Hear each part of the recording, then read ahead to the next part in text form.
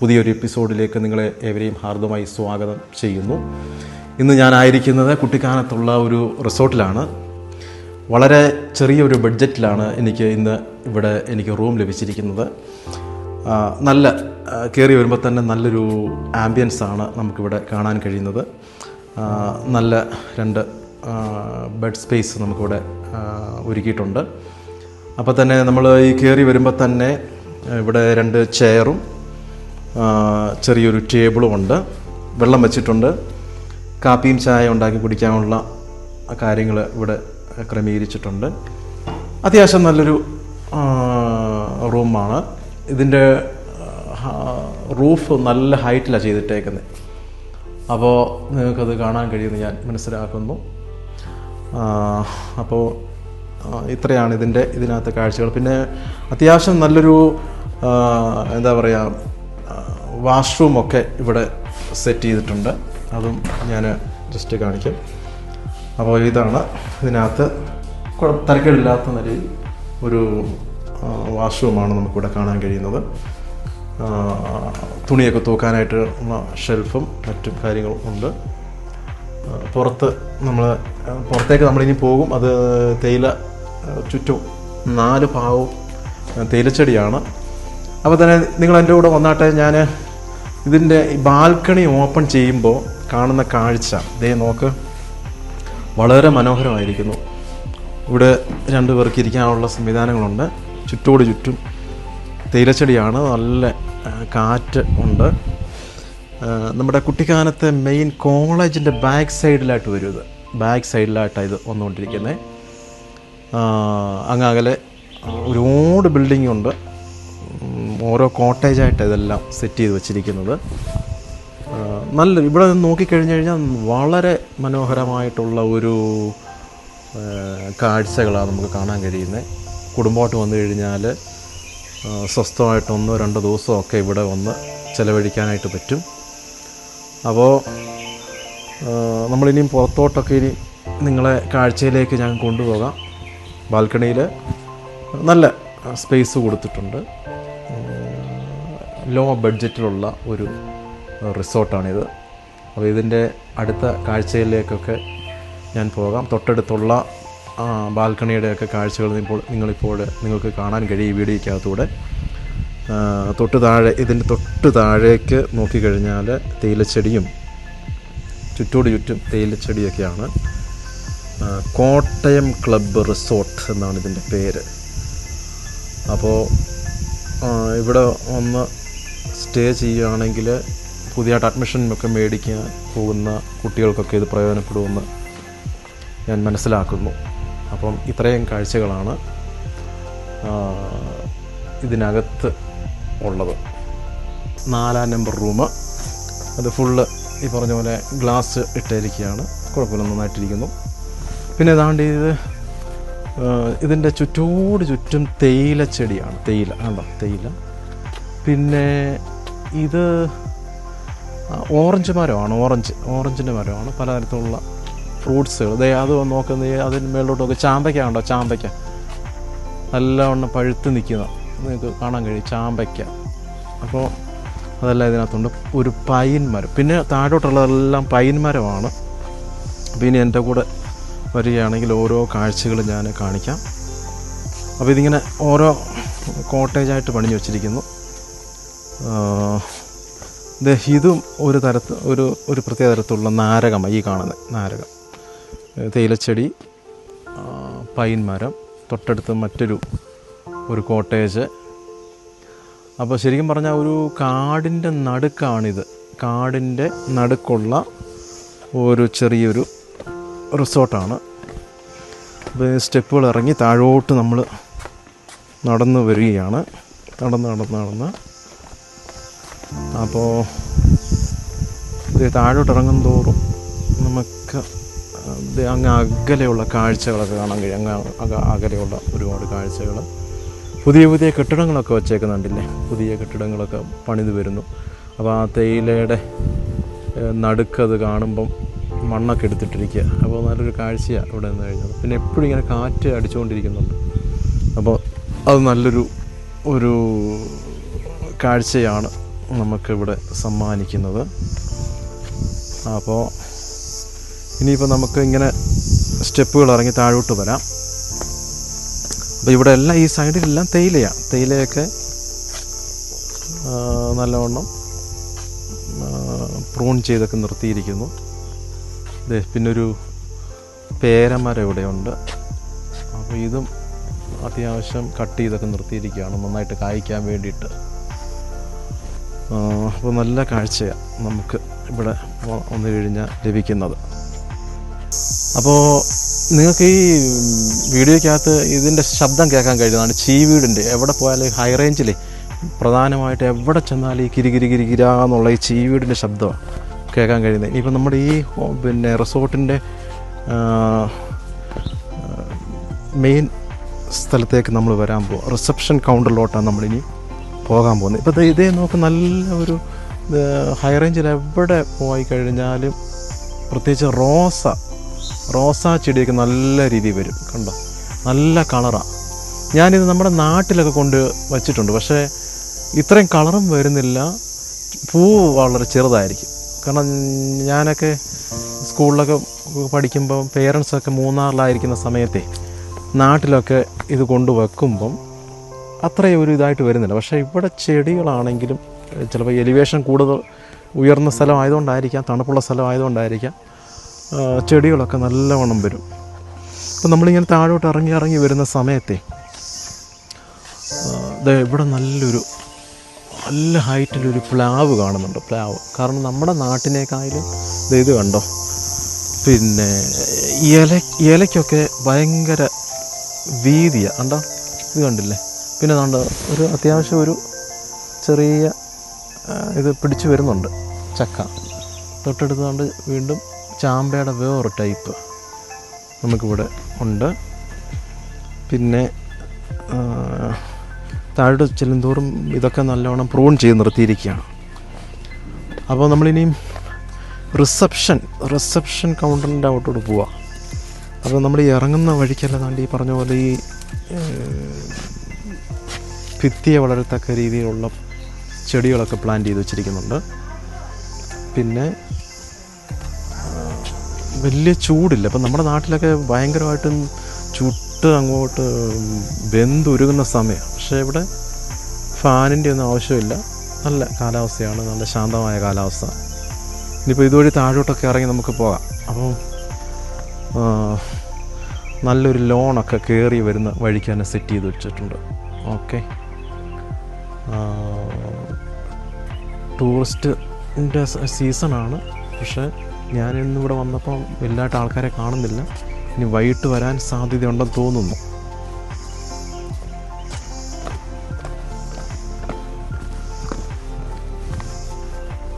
അപ്പോൾ ഇനി നമ്മൾ റിസപ്ഷൻ കൗണ്ടറിൻ്റെ അവിടുന്ന് നമ്മൾ താഴോട്ടൊന്ന് ജസ്റ്റ് ഇവിടെ നിന്ന് ചുറ്റി കാണാൻ പോവാം.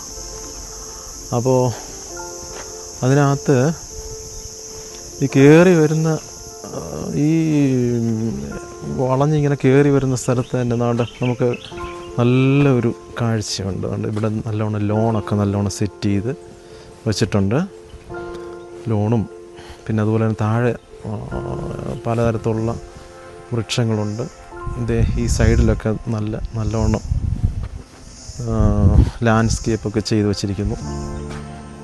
പിന്നെ കുഴപ്പമില്ല, അത്യാവശ്യം നല്ല രീതിയിലാണ് ഇത് ചെയ്ത് വെച്ചിട്ടുള്ളത്. ഇതിൻ്റെ ഈ റിസോർട്ടിൻ്റെ ഫ്രണ്ട് വ്യൂ ഇതാണ് ഫ്രണ്ട് വ്യൂ. നമ്മൾ താമസിക്കുന്ന കോട്ടേജ് ഇതിൻ്റെ മുകളിലായിട്ടാണ്. അപ്പോൾ ആ ഭാഗത്താണ് നമ്മുടെ കോട്ടേജ്. അവിടുന്ന് ഞാനിങ്ങനെ ഇറങ്ങി വന്നത്. കുഴപ്പമില്ല, അത്യാവശ്യം നല്ലൊരു ചുറ്റുവട്ടമൊക്കെയാണ് നമുക്ക് കാണാൻ കഴിയുന്നത്. പിന്നെ അതുപോലെ തന്നെ നമ്മുടെ ഗൾഫ് നാടുകളിലൊക്കെ കാണുന്ന തരത്തിലുള്ള ആ ടൈപ്പിലുള്ള മരം നമുക്കിവിടെ സെറ്റ് ചെയ്ത് വെച്ച് ഹൈ റേഞ്ച് ശരിക്കും വരുന്നുണ്ട്. ഇപ്പോൾ നല്ല രീതിയിൽ വരുന്നുണ്ട്. അപ്പോൾ ഇനിയും താഴോട്ടിറങ്ങിപ്പോയി കഴിഞ്ഞാൽ തേയിലയുടെയും മറ്റ് പിന്നെ ഏക്കർ കണക്കാനുള്ള സ്ഥലങ്ങൾ കാണാൻ കഴിയും. എനിക്കൊന്നും ഇവിടെ കൂടുതലും പ്രൈവറ്റ് ആൾക്കാരുടെ പ്രോപ്പർട്ടിയാണെന്നാണ് എനിക്ക് തോന്നുന്നത് ഇതെല്ലാം കൂടുതലും. അപ്പോൾ അറിയാവുന്നവരൊന്ന് കമൻറ്റ് ചെയ്താൽ നന്നായിരിക്കും. മൂന്നാറിലാണെങ്കിൽ മൊത്തം ടാറ്റ കമ്പനിയുടെയാണ് മൂന്നാർ കംപ്ലീറ്റ്. പക്ഷെ ഇവിടെ കൂടുതലും പ്രൈവറ്റ് പാർട്ടികളുടെയാണ്. പിന്നെ ഈ കുട്ടിക്കാലത്ത് മെയിനായിട്ടും ഇഷ്ടംപോലെ കോളേജുകൾ വന്നിട്ടുണ്ട്. ശാന്തമായിട്ട് പഠിക്കാനായിട്ടുള്ള സംവിധാനങ്ങളും എല്ലാം ഇവിടെ ഉണ്ട്. പലതരത്തിലുള്ള കോഴ്സുകൾ ഈ കുട്ടിക്കാലത്ത് ഉണ്ട്. പലതരത്തിലുള്ള കോഴ്സുകളുള്ള ഒരുപാട് കോളേജുകളുണ്ട്. അത് ഒരു 10-15 വർഷത്തിനുള്ളിൽ വന്ന വിദ്യാഭ്യാസ മേഖലയിൽ വന്ന വലിയൊരു മാറ്റമാണെന്ന് തന്നെ എനിക്ക് മനസ്സിലാക്കാൻ കഴിയുന്നത്. അപ്പോൾ താഴെയെല്ലാം ഓരോ വീടുകളും ഇതേപോലത്തെ റിസോർട്ടുകളൊക്കെ താഴെ കാണാൻ കഴിയും. നല്ല വ്യൂ ആണ്. കുറച്ചുകൂടെ കഴിഞ്ഞ് നമുക്ക് താഴോട്ടൊക്കെ ഒന്ന് ഇറങ്ങിയിട്ട് വരാം.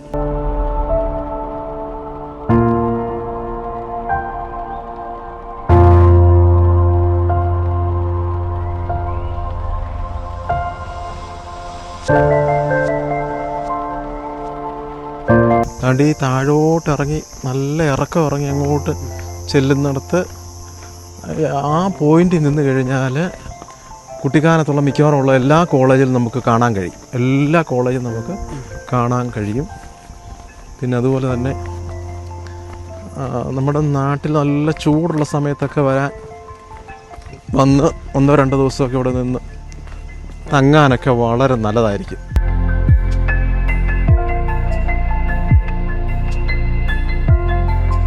ഒരു 2-3 വർഷം റിലയൻസിൽ ജോലി ചെയ്ത സാറ് എന്നോടൊപ്പം ഉണ്ട്.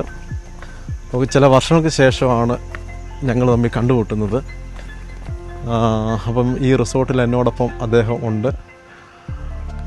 അനേക നാളുകളായിട്ട് ഹൈ റേഞ്ചിൻ്റെ പല സ്ഥലത്തും ട്യൂഷൻ സെൻ്ററൊക്കെ സാറ് നടത്തിക്കൊണ്ടിരിക്കുകയായിരുന്നു. അപ്പം സാറാണ് എൻ്റെ വീഡിയോ ഒക്കെ ഇപ്പോൾ ഷൂട്ട് ചെയ്തുകൊണ്ടിരിക്കുന്നത്. നമ്മളിവിടെ ഈ പോയിൻ്റിൽ നിന്ന് കഴിഞ്ഞാൽ അങ്ങ് അകലെ കോളേജ് കാണാൻ പറ്റും. കണ്ടോ? അപ്പോൾ ഇതിൻ്റെ ബാക്ക് സൈഡിലായിട്ടാണ് നമ്മളിപ്പോൾ നമ്മുടെ റിസോർട്ട് ഉള്ളത്. ഇനിയും പിന്നെ നമ്മൾ താഴോട്ട് ചില കാഴ്ചകളൊക്കെ കാണാൻ പോവാം. ഈ തേയിലച്ചെടിയുടെ സൈഡിൽ കൂടെ ഒക്കെ നടക്കുമ്പം കണ്ട് ജസ്റ്റ് ഇത് പലതരത്തിലുള്ള പൂക്കളൊക്കെ ഇങ്ങനെ ചെടികളൊക്കെ വെച്ച് പിടിപ്പിച്ചിരിക്കുക. ഇതിൻ്റെ പേരെന്താണ്? മരവാഴ. എന്താണ് ഇതിൻ്റെ പേര്? അത് മരവാഴയുടെ ഒരു ടൈപ്പ് അല്ലേ? ഇത് ഓറഞ്ച് അല്ലേ ഈ കാണുന്നേ? ഓറഞ്ചാണല്ലോ. ഓറഞ്ച് പലതരത്തിലുണ്ട്. ഇത് ഏറ്റവും ചെറിയ ടൈപ്പൊരു സംഭവമാണ്. അധികം വലിപ്പമായി പക്ഷെ ഭയങ്കര പുളിയാ അല്ലേ? പുളിയുണ്ടാവും.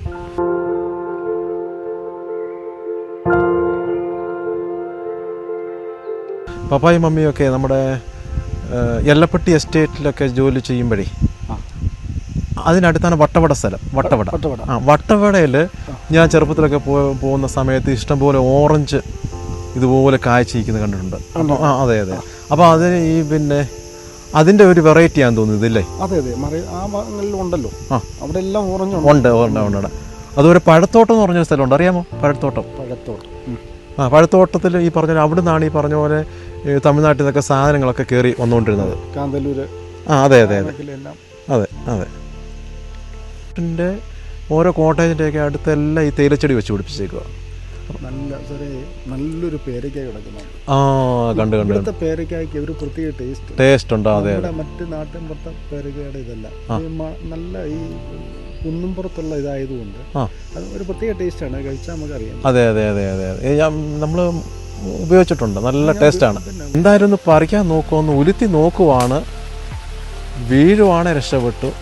പക്ഷെ ഒരെണ്ണം വീണിട്ടുണ്ട്. ഇനിയിപ്പോൾ ഒന്നുകൂടെ അത് ഉണ്ടോ? ഇവിടെ പോയ പേരയ്ക്ക നോക്കുക. ആ തേയിലച്ചെടിക്ക് ഇടയിലെങ്ങാണ്ട് പോയിട്ടുണ്ട്. എന്തായാലും കിട്ടിയിട്ടുണ്ട്. കിട്ടി. ഓ,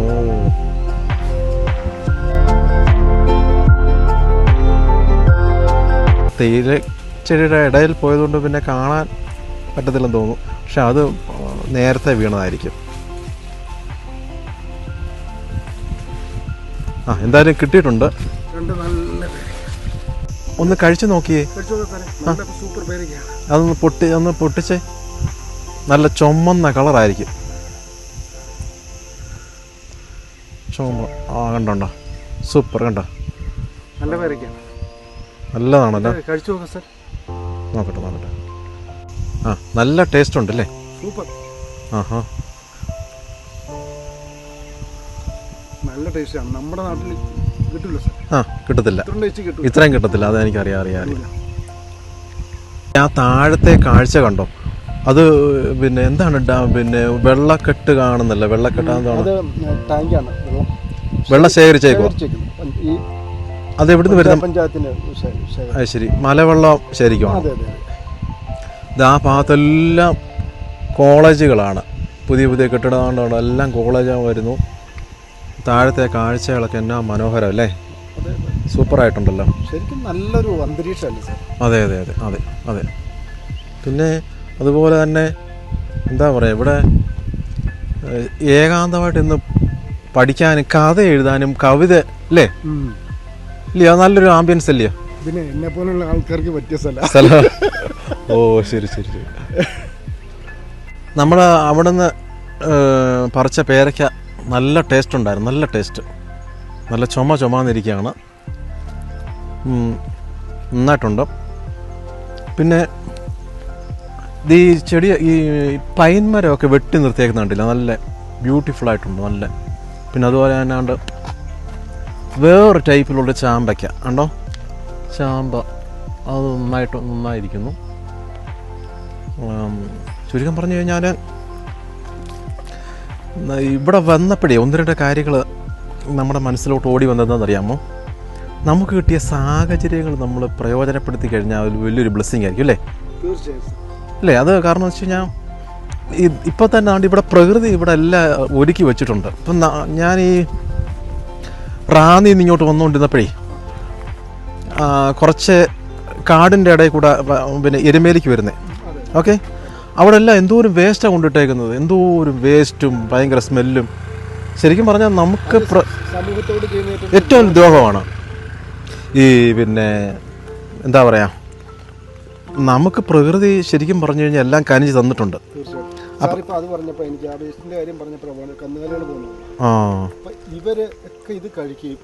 പ്ലാസ്റ്റിക്, അതെ.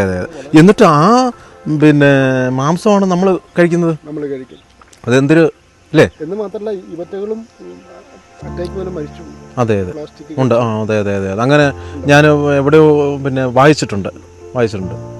ശരിക്കും പറഞ്ഞാൽ നമുക്ക് പ്രകൃതി കനിഞ്ഞെല്ലാം നല്ല പ്രകൃതി സൗന്ദര്യമാണെങ്കിൽ നല്ല വായു, വെള്ളവും ഇതെല്ലാം തന്നിട്ടുണ്ട്. പക്ഷെ അത് എല്ലാം നശിപ്പിക്കുകയാണ് നമ്മുടെ ആൾക്കാർ. അതുവഴിയൊന്നും വരാൻ പറ്റത്തില്ല. പക്ഷേ അതിൻ്റെ ആ സൈഡിലൂടെ നമ്മൾ പിന്നെ യാത്ര ചെയ്യുമ്പോഴാണ് അതിൻ്റെ ഒരു ബുദ്ധിമുട്ട്. കാരണം മൊത്തം വേസ്റ്റ് വിട്ട് അതെല്ലാം നശിപ്പിച്ചിട്ടേക്കുന്നു. അപ്പോൾ അതിനകത്തോടെ ഞാൻ നോക്കിയപ്പോഴുണ്ടല്ലോ, ആ വേസ്റ്റിൻ്റെ പല ഭാഗങ്ങളും ചെറിയ അരുവിയൊക്കെ ഒഴുകി പോകുന്നുണ്ട്. അപ്പോൾ ഈ വെള്ളത്തിലൊക്കെ കലരത്തില്ലേ? ഇപ്പോൾ ചില നാൾക്ക് മുമ്പ് ഈ തോട്ടി കുറേ പിള്ളേർ കുളിച്ചിട്ടേ അവർക്ക് അമീബയുടെ അത് വായിച്ചില്ലേ? പേപ്പറിനകത്ത് ഉണ്ടായിരുന്നല്ലോ. അതായത് തലച്ചോറിനെ ബാധിക്കുന്ന എന്തോ ഒരു സംഭവം തോട്ടി കുളിച്ച നിമിത്തമായിട്ട്. ചിലപ്പോൾ ഇങ്ങനെയുള്ള മാലിന്യം ഇതിനകത്ത് വരുന്നതായിരിക്കാം അല്ലേ? സാർ, ഈ മാലിന്യത്തിൻ്റെ ഒരു കാര്യം പറഞ്ഞാൽ അത് വളരെ ഇതായിട്ട് ഇപ്പം നമുക്കറിയാം, നമ്മുടെ പല നദികൾ പ്രകൃതിയുടെ വരദാനമാണ് നദികൾ. അതെ. അപ്പോൾ ആ നദികളിലെ വെള്ളമാണ് നമ്മളൊക്കെ ഉപയോഗിക്കുന്നത്. അതെ. ആ നദികളിലേക്ക് മനുഷ്യൻ വേസ്റ്റ് വലിച്ചെറിയുക. ഒന്ന്. രണ്ട്, പല മാലിന്യങ്ങളും പലരുടെയും കക്കൂസിൽ നിന്നൊക്കെയുള്ള മാലിന്യങ്ങൾ നദിയിലേക്ക് ഒഴുക്കി വിടും. അതാണ് നമ്മൾ ഒരു ടാങ്കിൽ കെട്ടി നിർത്തിയിട്ട് കുറച്ച് ക്ലോറിൻ നമ്മൾ ഉപയോഗിക്കും. എത്ര മാത്രം പ്രകൃതിയെ ദ്രോഹിക്കാം. പ്രകൃതിയെ ദ്രോഹിക്കുമ്പോൾ നമ്മളും ദ്രോഹിക്കപ്പെടും. അല്ല, ഇനിയിപ്പം മഴയൊക്കെ വരാൻ തുടങ്ങുമ്പം ഈ പറഞ്ഞ പോലെ ഇല്ലാത്ത പിന്നെ അസുഖങ്ങളെല്ലാം കയറി വരും. അങ്ങനെയാണ് ഇതുപോലുള്ള. കഴിഞ്ഞ വർഷം എത്ര പേരാണ് ഡെങ്കിപ്പനി വന്ന് മരിച്ചെന്നറിയാം? ഇഷ്ടംപോലെ പേരാണ് മരിച്ചേക്കുന്നത്. മനസ്സിലായില്ല? അപ്പോൾ ഈ ഞാൻ കഴിഞ്ഞ ദിവസം പ്രാർത്ഥിക്കാനായിട്ട് 1-2 സഹോദരന്മാർ യൂറോപ്പിൽ നിന്നൊക്കെ വിളിച്ചപ്പം അവരോട് ചോദിച്ചപ്പോൾ പറഞ്ഞു, വർഷങ്ങൾക്ക് മുന്നമേ ഈ ഡെങ്കിപ്പനിയൊക്കെ അവിടുന്ന് പൂർണ്ണമായിട്ടും നിർമ്മാർജ്ജനം ചെയ്തതാണ്. ഇപ്പോഴും നമ്മുടെ നാട്ടിൽ കിടന്നതെല്ലാം ഓടിക്കൊണ്ടിരിക്കുക. അതെല്ലാം ഈ മാലിന്യത്തിൽ നിന്ന് വരുന്ന നിപ്പ ഇപ്പോൾ താണ്ട് നിപ്പ സ്റ്റാർട്ട് ചെയ്തിരുന്നു പറയുന്നു. അപ്പം നമുക്ക് തന്നിരിക്കുന്ന നല്ല കാലാവസ്ഥയാണെങ്കിലും വെള്ളമാണെങ്കിലും ഇതെല്ലാം നല്ല രീതിയിൽ നമുക്കെല്ലാം പ്രകൃതി കനിഞ്ഞു തന്നിരിക്കുകയാണ്. ഇതിനെ സംരക്ഷിച്ച് നിർത്തി മനുഷ്യൻ മുന്നോട്ട് പോയി കഴിഞ്ഞാൽ ഈ കേരളത്തിൻ്റെ അത്രയും നല്ല ബ്യൂട്ടിഫുൾ ആയിട്ടുള്ളൊരു പ്ലേസ് വേറെ കാണാൻ സാധ്യത കുറവാണ്.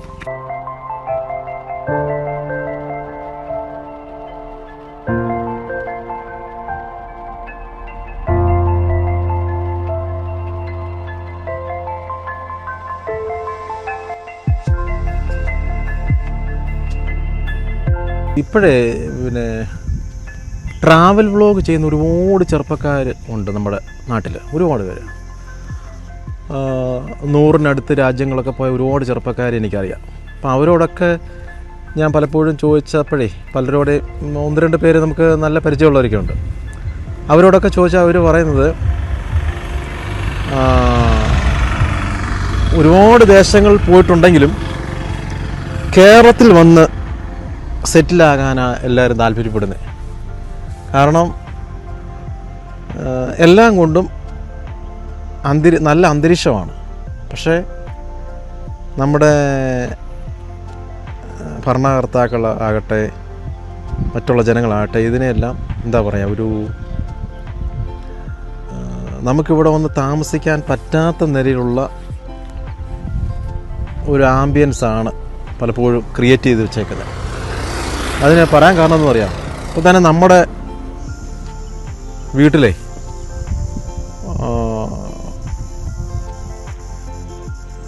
ഒരു ജോലിയും ചെയ്യാൻ പറ്റാത്ത നിലയിൽ ദിവസം ഒരു 50-100 തവണയാണ് കറണ്ട് പോകുന്നത്. മനസ്സിലായില്ലേ? അപ്പോൾ അത് ഈ നമ്മുടെ നാട്ടിൽ ഇതിനൊക്കെ എന്നാ ഒരു മാറ്റം വരുന്നേ? കാരണം നമ്മൾ എന്തെങ്കിലും മെയിനായിട്ടൊരു കാര്യം ചെയ്യാനായിട്ടോ അല്ലെങ്കിൽ എഡിറ്റ് ചെയ്യാനോ അല്ലെങ്കിൽ ഷൂട്ടിങ്ങോ ഒക്കെ ചെയ്യാൻ തുടങ്ങുമ്പോൾ പെട്ടെന്ന് കറണ്ടങ്ങ് പോവാം. അപ്പോൾ ചില നാളിന് മുമ്പേ നമ്മുടെ ഒരു കുടുംബം ബോംബെ നിന്ന് വന്നപ്പോൾ അവരോട് ചോദിച്ചാൽ പറഞ്ഞു അവിടെ കറണ്ട് പോകാമെന്ന് പറയുന്നത്, അവർക്ക് ഫ്ലാറ്റുകളൊക്കെ ഉണ്ട്, കറണ്ട് പോകാമെന്ന് പറയുന്നത് അവർക്ക് ഈ അടുത്ത സമയത്തൊന്നും അവർക്ക് ഓർമ്മയില്ല. കാരണം അവിടെ ഈ വൈദ്യുതി എല്ലാം സപ്ലൈ ചെയ്യുന്നത് ടാറ്റ കമ്പനിയോ റിലയൻസോ അങ്ങനെയുള്ള കമ്പനികളൊക്കെയാണ്. ചിലപ്പോൾ ഒരു യൂണിറ്റിന് 1.5 രൂപ 2 രൂപയൊക്കെ ഇവിടുത്തേക്കാൾ ഇച്ചിരി കൂടിയിരിക്കും, പക്ഷേ നല്ല സർവീസാണ്. അപ്പോൾ നമ്മുടെ ഇലക്ട്രിസിറ്റി ബോർഡിനൊക്കെ ആണെങ്കിൽ അവർ ഈ പറഞ്ഞ പോലെ നല്ല സർവീസൊന്നും കൊടുക്കാൻ, ജനത്തിന് സർവീസ് കൊടുക്കാൻ അവരെ കൊണ്ട് പറ്റുന്നില്ല. അപ്പോൾ ഇങ്ങനെയൊക്കെ വരുമ്പോഴാണ് അത് പ്രൈവറ്റൈസേഷൻ എന്ന് പറഞ്ഞ സംഭവത്തിലോട്ടൊക്കെ പോകുന്നത് അല്ലേ? ഇപ്പോൾ തന്നെ 100,000-കണക്കിന് ചെറുപ്പക്കാരൊക്കെ ട്രാവൽ വ്ളോഗ് ചെയ്യാൻ കാരണം എന്തുവാ? ഒരു BSNL എന്ന് പറഞ്ഞ കമ്പനി മാറി റിലയൻസ് പോലുള്ള കമ്പനി വന്നപ്പോഴല്ലേ അല്ലേ കോമ്പറ്റീഷൻ വന്നു. അപ്പം ശരിക്കും പറഞ്ഞാൽ ആ മേഖലയിലൊക്കെ ഒരു കോമ്പറ്റീഷനൊക്കെ വരേണ്ടതാണ് അല്ലേ? അപ്പോൾ പലരും നാട് വിട്ട് പോകാൻ കാരണവും ഈ പറഞ്ഞ പോലെ ഉള്ള നമ്മുടെ നാട്ടിലുള്ള ഇങ്ങനെയുള്ള ചില കാര്യങ്ങളൊക്കെയാണ്. ഇപ്പോൾ തന്നെ ചെറുപ്പക്കാരെല്ലാം ഇപ്പോൾ തന്നെ ഈ കോളേജിലൊക്കെ പഠിക്കുന്നവരൊക്കെ ഉണ്ടല്ലോ, നമ്മൾ ഈ കോളേജിൽ പഠിക്കുന്ന മിക്കവാറും ഉള്ളവരെല്ലാം ഡിഗ്രി കഴിഞ്ഞ് കഴിഞ്ഞാൽ നേരെ അവർ യൂറോപ്യൻ രാജ്യത്തോട്ടാണ് പോകുന്നത്. അപ്പോൾ ആ യൂറോപ്യൻ രാജ്യത്തോട്ട് പോകുന്നതിന് മുന്നേ ആ നിലവാരത്തിലുള്ള പഠനമൊക്കെ ഇവിടെ നടത്തുന്നത് കേട്ടോ. ഹോട്ടൽ മാനേജ്മെൻറ്റ് കോഴ്സാണെങ്കിലും മനസ്സിലായി, മറ്റുള്ള പ്രൊഫഷണൽ കോഴ്സൊക്കെ ആണെങ്കിലും ഡിഗ്രി കഴിഞ്ഞ് വിദേശത്ത് പോയി പഠിക്കാൻ പറ്റുന്ന നിലയിലുള്ള പഠിത്തമൊക്കെയാണ് ഇപ്പോൾ ഇവിടെ കുട്ടികൾക്ക് ലഭിക്കുന്നത്. അപ്പോൾ നമ്മുടെ ചെറുപ്പക്കാരെല്ലാം നാട് വിട്ട് പോയിക്കൊണ്ടിരിക്കുകയാണ്, പുതിയ പുതിയ രാജ്യങ്ങളോട്ട് പോയിക്കൊണ്ടിരിക്കുക. ഞാൻ ഇന്ന് വരെ കേട്ടിട്ടില്ലാത്ത ചില രാജ്യങ്ങൾ, പേര് പോലും കേട്ടിട്ടില്ല, ആ രാജ്യങ്ങളിൽ നിന്നൊക്കെ നമുക്ക് പ്രയർ ലൈനിൽ പ്രാർത്ഥിക്കാനായിട്ട് പലരും വിളിക്കാറുണ്ട്. അപ്പോൾ സ്വിറ്റ്സർലൻഡിന് തൊട്ടടുത്ത് കിടക്കുന്നൊരു സ്ഥലമുണ്ട്, ലിechtenstein. ഞാൻ ആദ്യമായിട്ട് കേൾക്കുക രാജ്യത്തെക്കുറിച്ച്. അപ്പോൾ അവിടെ പോലും നമ്മുടെ നാട്ടിൽ നിന്ന് പിള്ളേരവിടെ പഠിക്കാനായിട്ട് പോയിക്കൊണ്ടിരിക്കുകയാണ്. അപ്പോൾ അവിടുന്ന് ഒരു കോള് വന്നായിരുന്നു എനിക്ക്, പ്രാർത്ഥിക്കണമെന്നൊക്കെ പറഞ്ഞിട്ടേ. അപ്പോൾ നമ്മുടെ ചെറുപ്പക്കാരെല്ലാം ഈ പറഞ്ഞ പോലെ ഈ വിദേശത്തോട്ട് പോയിക്കൊണ്ടിരിക്കുമ്പം നമ്മുടെ ഗവൺമെൻറ് എന്ത് ചെയ്യണം, അവർക്ക് അവിടെ ഒരുക്കി കൊടുക്കുന്നതിൻ്റെ പകുതിയെങ്കിലും സംവിധാനങ്ങൾ അല്ലേ ഇവിടെ ഒരുക്കി കൊടുത്തു കഴിഞ്ഞാൽ ആരും നാട്ടിൽ നിന്ന് പോകത്തില്ല ഇല്ലയോ? ഇവിടെ തന്നെ പഠിക്കുകയും ഇവിടെ തന്നെ നല്ല നല്ല സംരംഭങ്ങളൊക്കെ തുടങ്ങാനായിട്ടൊക്കെ പറ്റും. ഇപ്പോൾ തന്നെ ഇവിടെ കണ്ടല്ലോ, ഈ ഏക്കർ കണക്കിന് കിടക്കുന്ന സ്ഥലങ്ങളെല്ലാം വൃത്തിയാക്കി റിസോർട്ട് പോലൊക്കെ ചെയ്ത് വെച്ചിരിക്കുകയാണ്. അപ്പോൾ എന്തായാലും ഇവിടെ വന്ന് താമസിക്കാനും ഒക്കെ പലരും ഇഷ്ടപ്പെടും. നമുക്ക് ഇത്രയും സൗകര്യങ്ങൾ ചെയ്തു തന്ന ഇത് ഒരു ദിവസത്തേക്ക് വെറും 2000 രൂപയുള്ളൂ കേട്ടോ, 2000 രൂപയുള്ളൂ. അപ്പോൾ അതുകൊണ്ടാണ് ഈ ഒരു വീഡിയോ തന്നെ ചെയ്യാമെന്ന് വിചാരിച്ചത്. കാരണം ലോ ബഡ്ജറ്റിലുള്ള റിസോർട്ടാണ്. പിന്നെ നമുക്ക് വേണ്ടപ്പെട്ടൊരു കുടുംബമാണിത് നമുക്ക് വേണ്ടി ബുക്ക് ചെയ്തേക്കുന്നത്. അപ്പോൾ ഇവിടെ നിൽക്കുമ്പോൾ നമ്മൾ എന്താ പറയുക, ഇതിൻ്റെ ഈ പ്രകൃതി സൗന്ദര്യവും എത്രയോ വർഷങ്ങൾക്ക് മുമ്പ് പ്ലാൻ ചെയ്ത തേയിലച്ചെടിയായിരിക്കും ഇതൊക്കെ അല്ലേ? എത്രയോ വർഷങ്ങൾക്ക് മുമ്പ് പ്ലാൻ ചെയ്തായിരിക്കും. അപ്പോൾ ഇനിയും താഴെ പശുക്കളെയൊക്കെ അത് മൂക്കേറുമില്ല, ഒന്നുമില്ല. അതുകൊണ്ട് അതിങ്ങനെ മേഞ്ഞുകൊണ്ടിരിക്കുന്നു. ഒരു 4:30-5 മണിയാകുമ്പോൾ തിരിച്ചിതെല്ലാം വീട്ടിലോട്ട് പോകും, തനിയെ വീട്ടിൽ ചെല്ലും. മനസ്സിലായില്ലേ? അപ്പോൾ അതിനെ ആരും എന്താ പറയുക, വീട്ടിലോട്ട് തെളിച്ചുകൊണ്ട് പോകേണ്ട കാര്യമില്ല, തന്നെ പൊക്കോളും.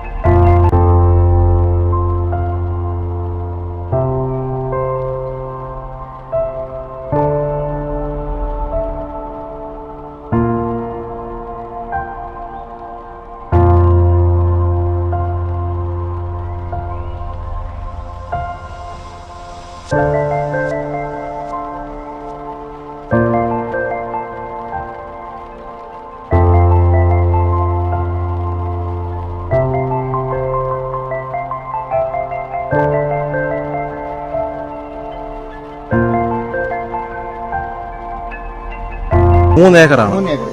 അതിന് മുകളിൽ 2 ഏക്കറുണ്ട്, 5 ഏക്കറുണ്ട്. 5 ഏക്കർ സ്ഥലമുണ്ട് മൊത്തത്തിൽ. ഓ അത് മൊത്തം ഈ തേയില കൃഷി ചെയ്തേക്കോ? ഇല്ല, ഇത് മാത്രമേ ഉള്ളൂ. ഈ നെറ്റിനിപ്പുള്ളേ ഉള്ളൂ. ഇതൊക്കെ പണ്ട് തേയിലക്കടായിരുന്നു. ശരി. ഒരാളുടെ അടുത്ത് മേടിച്ചപ്പം അത് വെട്ടിയിട്ട് ഒക്കെ ആവശ്യമുള്ളത് മാത്രം എടുത്ത് നട്ടിരിക്കും. ഇതിപ്പോൾ എത്ര വർഷം വെച്ച് ഇത്? 13. ഓണർ എവിടെ ഉള്ള? ഓണർ ആരുമില്ല. ആരുമില്ല. ഇത് മെമ്പറുടെ. ഓ മെമ്പർ ക്ലബിൻ്റെ എല്ലാം നിങ്ങളിപ്പോൾ മെമ്പറാണ്, നിങ്ങൾക്ക് സ്വന്തമുള്ള നിങ്ങളുടെ മുതല. ഓ അങ്ങനെ. പിന്നെ മാനേജറുണ്ട്, കമ്മിറ്റിക്കാരുണ്ട്, പ്രസിഡന്റ്, അങ്ങനെ. കോട്ടയം ക്ലബ്ബ്. കോട്ടയം ക്ലബ്ബ് 3 ക്ലബ്ബുണ്ട്. കുമരകം, കോട്ടയം. ഓക്കെ. അപ്പോൾ 3 റിസോർട്ടുണ്ട്. ആ അതെ, റിസോർട്ടല്ല, ക്ലബ്ബുകളാണ്. റിസോർട്ട് വെച്ചാൽ എല്ലാവർക്കും കയറാം. കയറി ഒന്ന്